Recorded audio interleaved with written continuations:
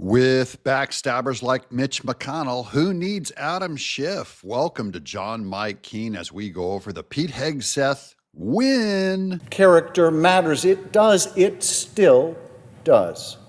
And no amount of tough talk on TV or bromides about a warrior spirit can make up for a distinct lack of character. And speaking of no character, Adam Schiff has no character, but I will make the argument that Mitch McConnell is even worse. He did not vote for Pete Hegseth, which caused J.D. Vance to have to make the tiebreaker vote. Are there any senators in the chamber who wish to vote or change a vote? If not, on this vote, the yeas are 50 and the nays are 50.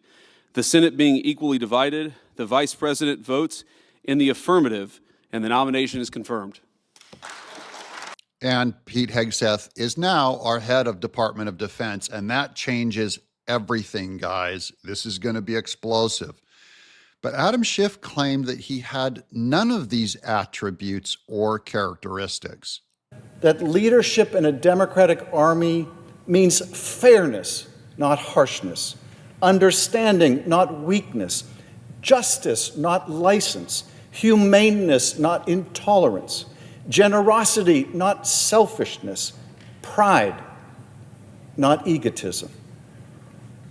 Think about those qualities. Think about whether the nominee we consider today resembles even just one of them.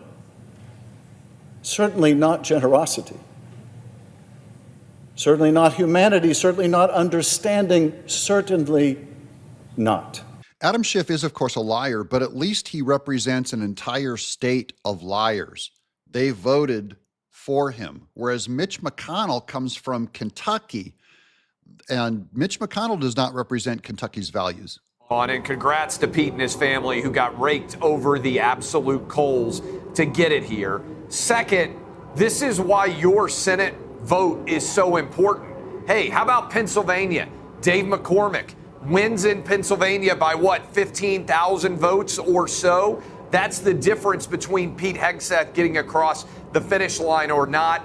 And that, our hats off goes to Scott Pressler, the big tall guy that registered Republican voters, and Elon Musk's work in Pennsylvania is why Pete Hegseth got through. Huge win for Donald Trump and everybody else in line here, because if you knock one guy or gal out, the next man or woman up is the next target. Right now, you keep the momentum rolling. And let me just take a moment. I am ecstatic for Pete and his family, for the country, for Trump, for everybody who voted for him. Let me say this. Alaska voted for Donald Trump by 13 points, Sean, and Lisa Murkowski can't back Donald Trump and his pick for defense secretary. How can you say that Murkowski belongs to a representative government when she votes against the people who she supposedly represents? Is that this is Hegseth's nomination, and going through is going to really help the other troublesome people that we still have to get put in place: Pam Bondi, Kash Patel, and especially RFK Jr. and Tulsi Gabbard. Same thing. I know Mitch McConnell's probably going to step down. Trump won Kentucky by 31 points. I understand why someone like Lisa Collins, her state went for Kamala by 7 points, might not be able to support every element of the Trump agenda. But if you're in Alaska right now and you're in Kentucky right now, your senators are defying the will of you. And that's why we're going to call for a triggering of a recall of Mitch McConnell. Here's Mitch McConnell's past votes that allegedly represent Kentucky values. He voted for Merrick Garland, for Sleepy Lloyd Austin, for Pete Buttigieg, and not for Pete Hegseth. Recall Mitch McConnell.